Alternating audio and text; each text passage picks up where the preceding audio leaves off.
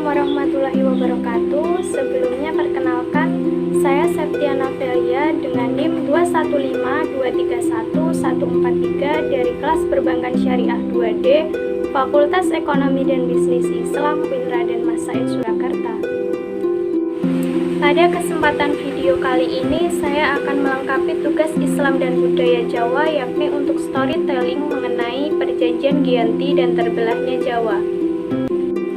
Perjanjian Giyanti merupakan suatu peristiwa besar di masa silam, yaitu sebuah kesepakatan segitiga politik antara Pakubuwono III, Pangeran Mangkubumi, dan VOC yang terjadi pada tanggal 13 Februari 1755.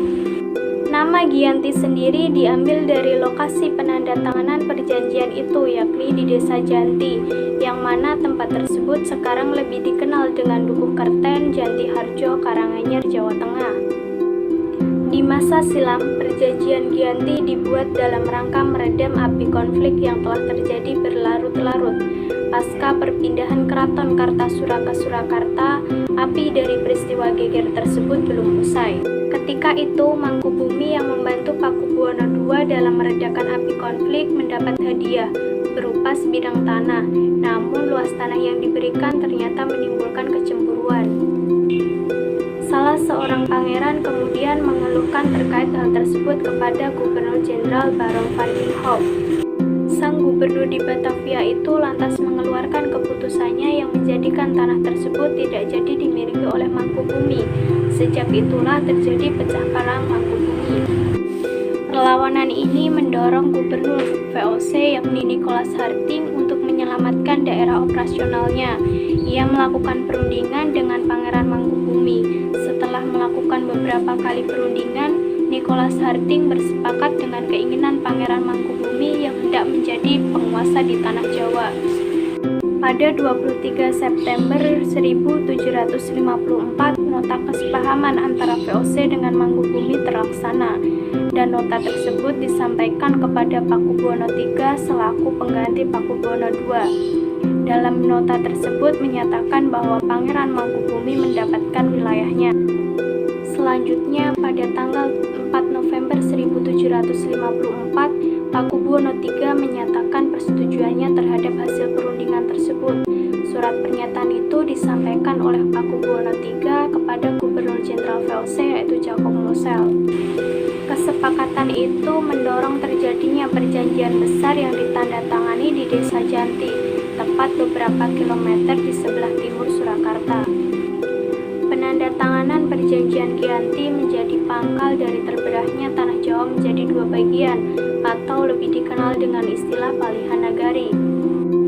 Hal ini menjadi awal mula naik tahtanya Mangkubumi di Yogyakarta sebagai Sri Sultan Hamengkubuwono I dengan gelar Senopati Engaloho Saidin Panotogomo Halifatullah, terhitung sejak ditandatanganinya perjanjian Giyanti tersebut pada tanggal 13 Februari 1755. 2 hari setelahnya, yaitu tanggal 15 Februari 1755, terjadi pertemuan untuk meneruskan pembagian aspek berupa atribut keraton seperti keris sebagai pusaka raja, bahasa, tari, dan belangkon, sehingga terjadilah adanya pilah dalam persoalan gaya dan penampilan. Proses pembagian wilayah dan juga aspek-aspek lain seperti bahasa mengalami proses panjang yang berjalan seiring waktu. Perjanjian Giyanti yang tidak merinci pembagian wilayah pada gilirannya menimbulkan berbagai peristiwa. Sementara itu, pasca perjanjian Giyanti, Raden Mas Said atau Pangeran Sambernyawa yang membantu Mangkubumi masih terus melakukan pemberontakan. Seperti halnya Mangkubumi, Pangeran Sambernyawa yang juga merupakan terah Pakubuwono turut menuntut haknya sebagai penguasa wilayah. Dalam gerakannya, pada Oktober 1755, Pangeran Sambernyawa berhasil mengalahkan satu kelompok pasukan VOC. Kemudian pada Februari 1756, ia juga hampir membakar kerajaan yang baru didirikan di Yogyakarta.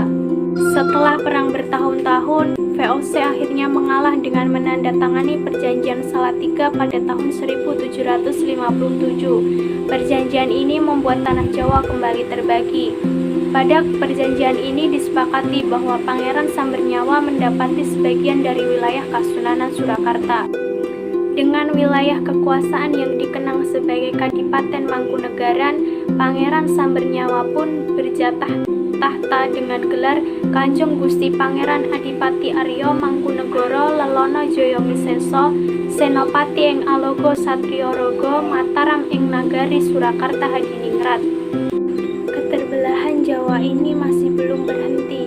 Pada tahun 1813 di masa Gubernur Jenderal Thomas Stafford Raffles yakni dari Kerajaan Inggris, Kesultanan Yogyakarta juga mulai terbelah dengan adanya Pakualaman.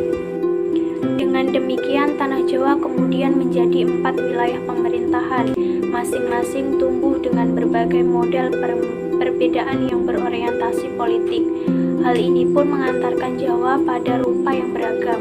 Dinamika politik yang digerakkan oleh angin revolusi pada masa pertengahan 1940-an membuat masing-masing mengalami nasib yang berbeda.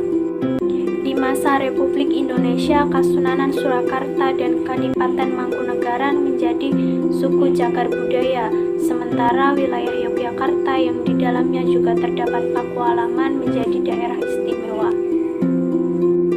Sekian yang dapat saya sampaikan, semoga storytelling tadi dapat menambah wawasan kita semua. Terima kasih. Wassalamualaikum warahmatullahi wabarakatuh.